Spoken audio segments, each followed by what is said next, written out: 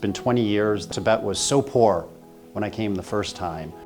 I told my team I might not have access to internet or phone, but I've had incredible speeds for internet, and the big thing was the roads. I thought it was going to be a significantly poorer place than the provinces I've seen in the rest of China, and it's not. I personally am very hesitant to work with Chinese state media. There's a worry that state media is going to turn me into a puppet. I've been on Chinese state media quite a lot, and nobody has ever told me what to say. I haven't been forced to see certain things. I actually found you were more open than BBC, which often tries to catch me with their questions. The Maker Center, and I saw it beside the road. I said, "Can we go there?" And you said, "Well, no problem." I don't like the false narrative that Blinken is perpetuating after Pompeo, and which a lot of US media are talking about, simply because China wants to create a unified, patriotic country. Genocide. I don't think there's anything like that going on. We should take that term off the table. Who do you think really cares about the Tibetans? The only reason we hear people in the West pay attention to Tibet is because they can use it as a way of criticizing China. What's the biggest difference between what you have read from Western media and what you have actually seen here? Everything.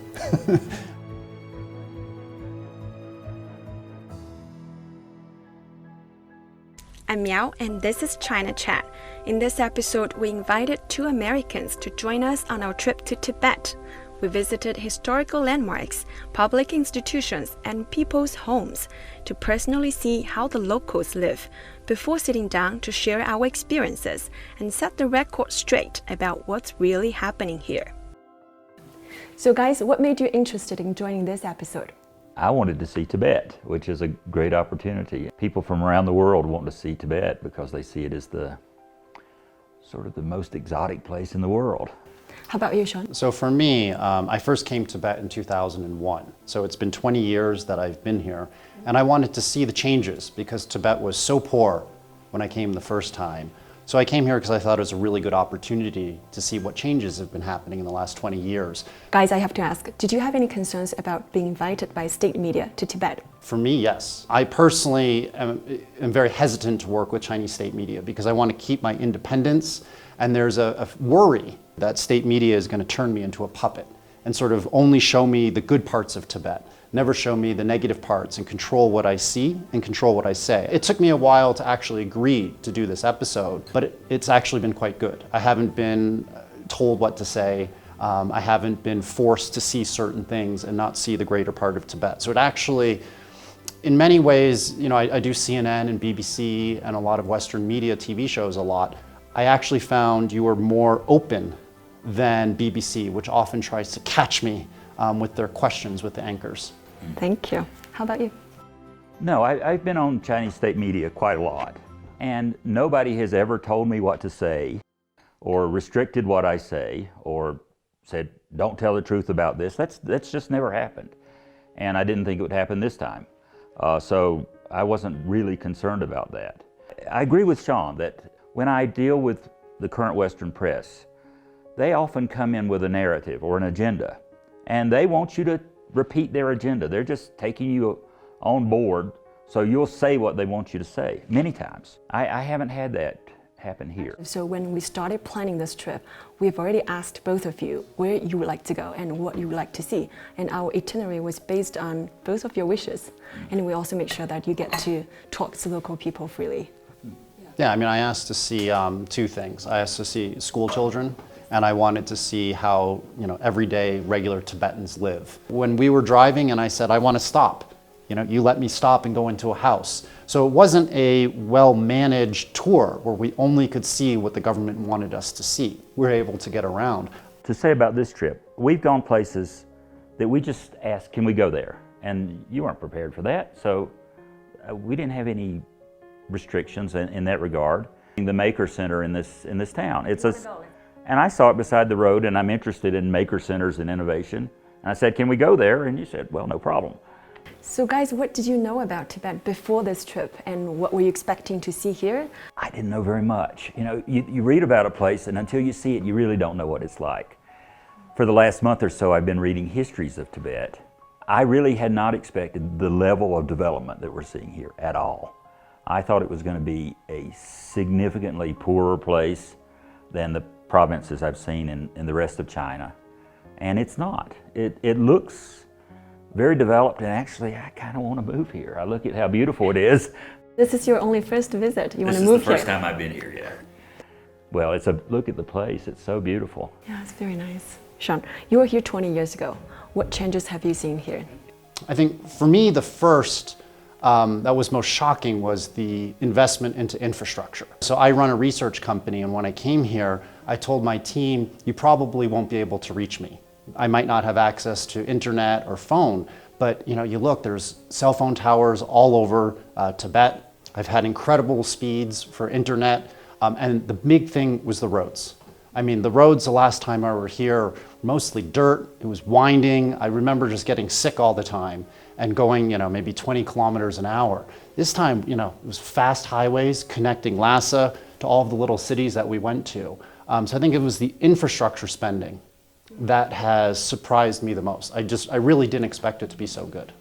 I'd like to add something to that. I think infrastructure spending is a key because it allows people to run businesses. You could not run a business here if you did not have roads and if you did not have good 4G or 5G capability. But now you see people setting up beds and breakfasts, even innovation centers, and they can do that because of the spending on infrastructure. I mean, we saw a huge dam that provides electricity, a new railway being built, roads all over the place. I actually spoke with an official, and he said to me, Sean, it's really expensive to fix the roads here. It gets cold, it's like negative 20 degrees Celsius during the winter, and actually, in many ways, some of the roads are not used that often because there aren't that many people out here, but we have to do it. This is what he said to me. We have to do it because we have to make the lives of Tibetans better. So the one thing China really gets right, that I wish the United States and other countries would learn from, is infrastructure spending. In many sort of remote areas of the United States, you cannot get high-speed internet, either by wireless or by wired, and there's no incentive to provide it. But we're here in a little village in the middle of Tibet, and we've got great 4G connectivity, which is really kind of amazing. Yeah, we really saw that with COVID. So many students weren't able to do home learning because they didn't have access to high-speed internet. So that's one of the failures of the American system, is that they spend so much money on war and on weapons and not enough on roads and telecom and infrastructure. It was just so dirty 20 years ago, and people just seemed so poor. I was really surprised at how healthy people looked. So what really surprised me was just how prosperous Tibet looks, and how everyday Tibetans really seemed healthy. They had access to medical care, they had access to education. That really surprised me. I was thinking we were going to be going, backward in time, and Tibet was really going to be left behind the rest of the country. Part of the problem is it's not easy for foreigners to get into Tibet. So we are not able to see firsthand what's really going on. And so the narrative that people like me are presented with in Western media is very skewed. They always talk about Tibet as being poor or having religious uprisings. So it was really good for me to be able to see what's happening on the ground. And guys, did you have any questions about Tibet that you now have the answers to? I think the first question that I really wanted to know was how well preserved was the Tibetan language. And I think it was very clear that the government is doing a pretty good job at protecting Tibetan culture and Tibetan language. So, when we went into a hospital, all of the signs were in Tibetan first, and then Chinese, and some of the signs were in English. And when I actually asked the head of the hospital, who is actually a Tibetan woman, she said to me, well, many of the doctors here actually don't even speak Mandarin because they never learned it, and a lot of the patients don't speak any Mandarin. So obviously, we have to see our patients and speak to them in Tibetan. And they actually even showed me software that they use to write sort of the diagnoses, and that also was in Tibetan. So that part was important to me. Also, when I'm going out into little villages, all of the street signs are still in Tibetan. So it's quite clear that there isn't a policy that's stopping Tibetans from knowing their own language. Now, teaching Mandarin is also very important because that gives more job opportunities for Tibetans to be able to go to other provinces or do business with other people from other provinces. It's important to have a unified common language that everybody in one country, whether it's the United States or whether it's China, where they can all communicate. I saw that happening in Tibet. That's my question that was answered. That same sort of transition happened in European countries 100 years ago. If you go back at least 150 years ago, people in northern France and southern France could not talk to each other. But it became worthwhile for people to get the opportunities from knowing standard French. So it's natural for people to want to learn a language that creates economic opportunities for them. In China, I think every school in the country teaches English, which creates opportunities for people around the world. Students want to learn English. It's not being forced on them because it creates business opportunities for them and lifestyle opportunities. One thing that bothers me is the use of the term genocide. It's a very serious term, and it should not be minimized. It should not be used in a minimal way. It's really not killing a culture, and it's really not killing a people. I don't think there's anything like that going on. So I think we should take that term off the table. Yeah, I'm an American, and I love the United States, but I'm very upset with how former Secretary of State Mike Pompeo said there was genocide taking place in China, and how Tony Blinken, the current Secretary of State, has said the same thing without showing any evidence. I've been here most of the last 23, 24 years, and I don't like the false narrative that Blinken is perpetuating after Pompeo, and which a lot of US media are talking about, simply because China wants to create a unified, patriotic country. It's the exact same thing in the United States. When I was a school child in New Hampshire, I had to recite the Pledge of Allegiance to the American flag every single morning. Everybody in the United States, if they want to go to college, has to take the SAT in English. You know, it's just normal to have a lingua franca for people within a country. So after examining Tibet from many different angles, how would you comment on this new Tibet after 70 years of peaceful liberation? One of my regrets is that I did not see China or Tibet or any part of China a long time ago. So I cannot directly say what happened in the change. Every place I go in China, it looks developed. The highways are great, the infrastructure is great, the 4G is great, much better than we see in any other country. For me, I wasn't here 70 years ago, so I don't know what life was like, but it's clear that life is much better now than it was 20 years ago when I visited. The roads were a mess, the life expectancies were short, access to education for females and males were not good. So it's clear that the government here is making the lives better for the vast, vast majority of everyday Tibetans. I mean, that's, you know, you can't argue that point. You know, life is better for the everyday Tibetan. One of the easiest measures of development is how tall people are. And I noticed that the older people here in Tibet are very short, and the young people we saw at the high schools, they were all tall. That means they're getting enough food to eat and they're healthy. So Sean, how would you tell your 14-year-old son about today's Tibet when you go back? So what I would tell him is that he has to continue to study hard and be competitive, because the kids coming out of Tibet are worldly, educated, and they're highly motivated. So for my 14-year-old son, I'd like him to come visit and make friends with the people here and see if they can cooperate, because I think Tibet's economy over the next 20 years is really going to boom. What really struck me is it's not only Lhasa. I was really struck by this maker center we saw here in the little village of Lulong.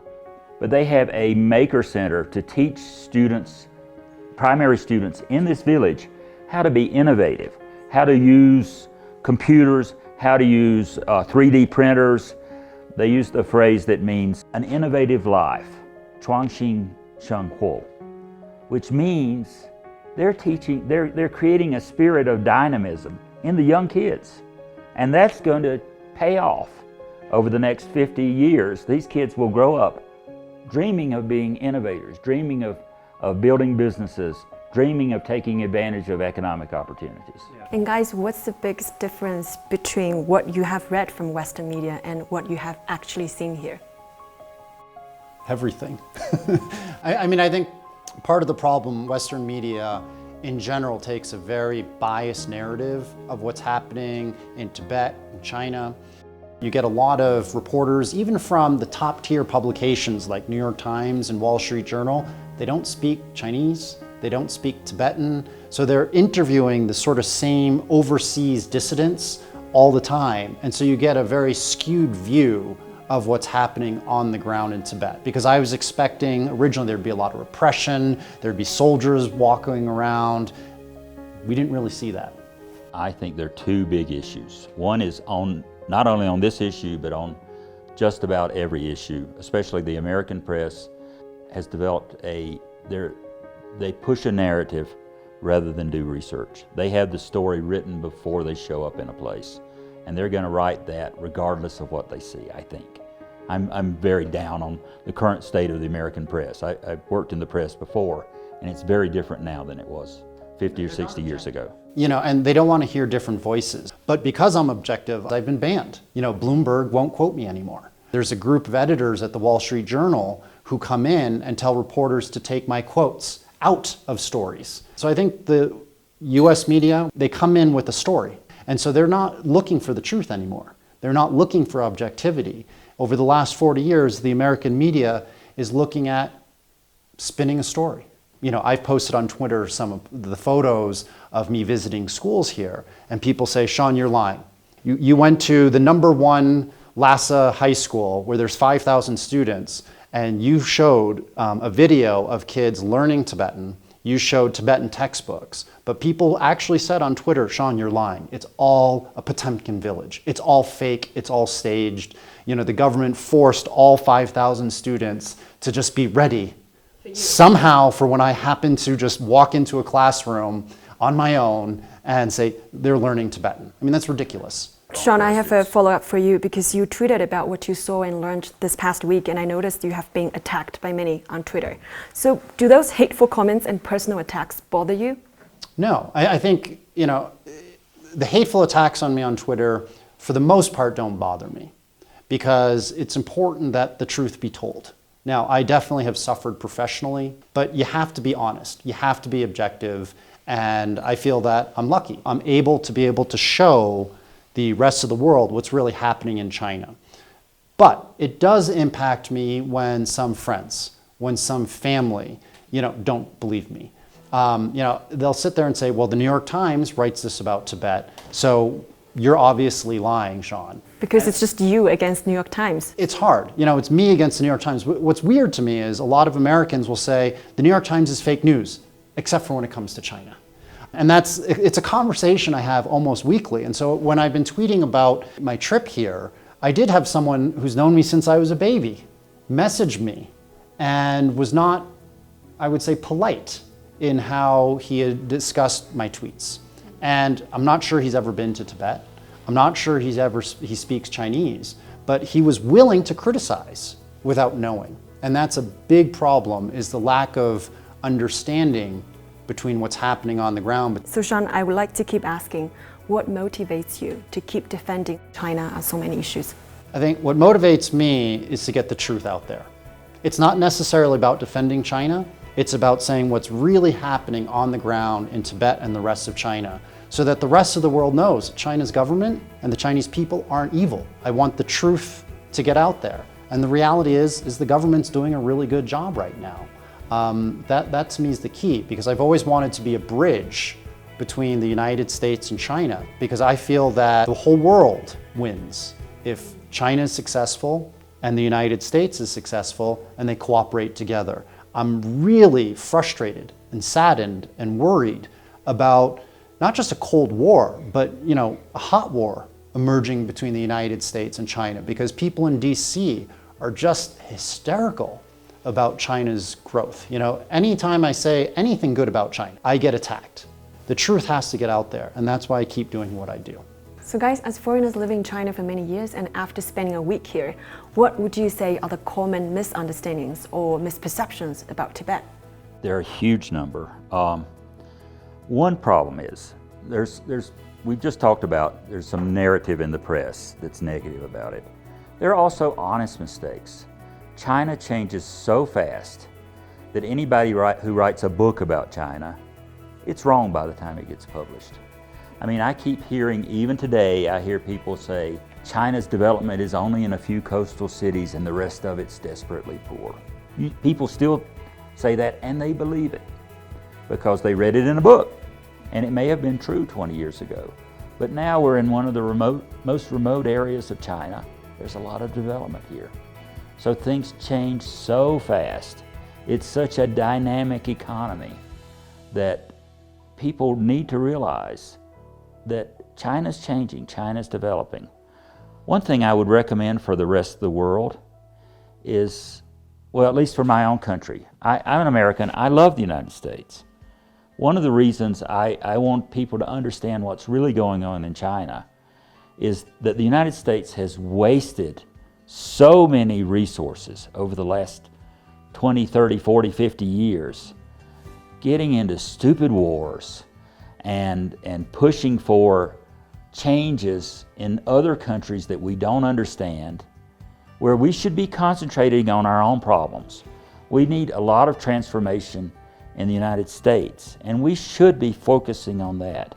And one of the things that drives me crazy is that the United States, the median real wage, average wages of average people, have not gone up in 40 years. You've had a massive transformation of wealth going from labor to capital over the last 40 years. We need to concentrate on fixing that, rather than trying to somehow fix China or fix Myanmar or fix any place in the world. I think one of the biggest misconceptions people have about Tibet is that the everyday Tibetan is oppressed, that they can't practice their religion. I think we clearly saw pilgrims, going to the most holy sites in Tibetan religion. And I think that there's a misconception that Tibetans aren't optimistic. I think when you talk to younger Tibetans, they clearly are optimistic, and they have a can-do attitude. They have they feel like they can realize anything. They can buy that car in the future, they can get educated, they can buy that home, they can provide for their families. I interviewed that boy who's 27 years old, and he goes, I want to be able to open up my own hotel in the next 5-10 years. So it's that optimism, that happiness with their lives and their future is something that I think people, and I certainly myself, didn't quite understand about Tibet until I came here in the last week. I was expecting a much more downtrodden population than what I saw. Lots of optimism here, it's great. So do you guys foresee hope that in the future more people outside China will understand what the central government and many other places across China have been doing for the Tibetans and for the region? Unfortunately, I'm pessimistic about the world. There's an overarching narrative which is going to be very hard for China to overcome. My recommendation for the world is calm down, don't get into any mess or don't get into any fights. And if China will continue to grow over the next 20 years, if it's able to maintain peace and stability and economic reforms, and by then the world will be a different place. I think it's going to be difficult for China to overcome the false narrative that's in the Western press and in coming out of governments. Now they got to keep trying. They have to do more shows like yours to really show the real Tibet or the real China to the rest of the world. They have to and communicate in a way that Westerners understand. But I think it's going to be tough. You had the Trump regime was attacking China all the time. There was a real chance for Biden to reset relations. He had a chance to come back and say, you know what, everybody calm down. We need to find win-win situations with China. But on day one, when Biden became president, you saw Tony Blinken, the Secretary of State, said, yeah, I agree, China's committing genocide, which is a very loaded term. You saw that Catherine Tai, the trade minister or trade secretary, is saying we're going to keep a lot of the economic sanctions on China. You know, you've seen that Huawei and a lot of the top tech companies in China are still being hampered and really hurt by the United States and their sanctions. We had an opportunity under Biden, and he's really disappointed me, to reset relations. But now you've got a Trump regime and maybe a Biden regime. Republicans and Democrats alike are going to have 8 years minimum where they're going to scapegoat China for all of America's ills. And when you have that combined with the Western media creating a false narrative, it's very hard to all of a sudden turn around if you're a political leader in the US and say, we need to have good relations with China. More important is I think people really don't know what life is like in China. This is a hard thing to convey to people around the world. But when I first came here, I didn't really know what it was like. I think life in China is very nice and people have good lives here.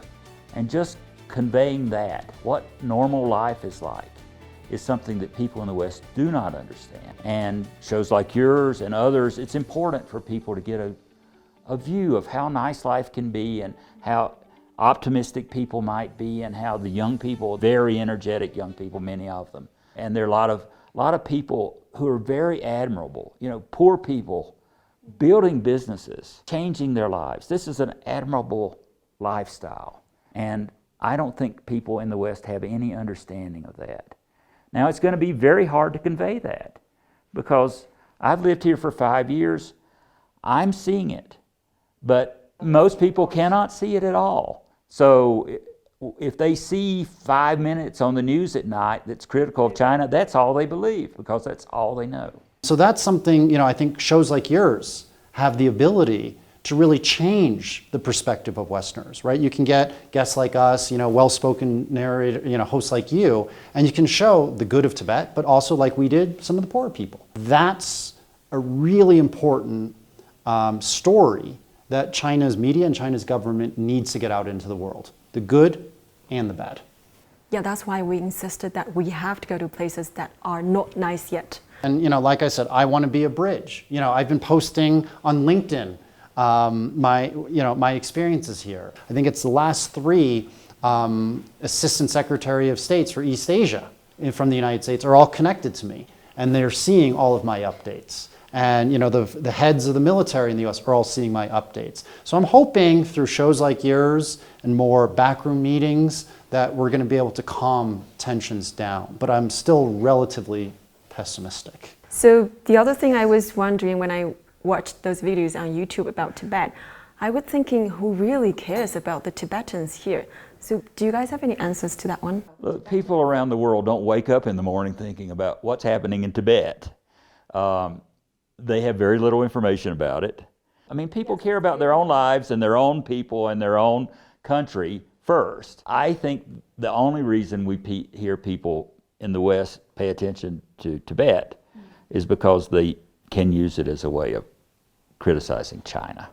That's the main reason they actually care about Tibet. I don't think people really care about people on the other side of the world in any case. Very seldom do they really care. I think mostly intervention around the world is for strategic reasons rather than so-called humanitarian reasons. I think people want to feel good about themselves. And so they want to fight for the rights of people that they think are being hurt. And I think when it comes to Tibet, it's really not based off of actual knowledge. The 14th Dalai Lama, when he left Tibet, you know, he was paid about $1.7 million a year from the US government. And they paid that for a very long period. So the US government did that to try to destabilize China. The Dalai Lama did this because he was able to get a lot of money. You know, he hobnobs with Hollywood stars like Richard Gere. And when you have that, it makes everyday people say, I want to fight for the Tibetans, even though they don't really know what's going on. Thanks, John. So looking forward, what challenges do you foresee here, and where do you think Tibet is heading? Well, the biggest challenge is finding a viable business model for Tibet. This is normal for any other place in the world. They have to find things that are economically viable for them to do. I think that's the most challenging thing. I have a lot of optimism from what I've seen, and I see a lot of people developing their own grassroots businesses, some big, some small, and that's the way of development. So I think it's working, is my view of the economy here. But at some point, it's going to have to wean itself off of support from the rest of China. And guys, what suggestions would you offer to help secure a brighter future for this region? Well, from what I've seen, you keep doing what you've been doing. Further investment, further giving people opportunities, I think that's the most important thing. It's like what David said, just do what they're doing. They've clearly gotten a good toolkit of policies, and this toolkit's working. So you just have to keep doing it, just keep reform, keep opening up, keep letting other Chinese and foreigners know Tibet's really a nice place to be. Thank you so much. And thank you so much, guys, for joining our show. Thanks a lot. Thank you.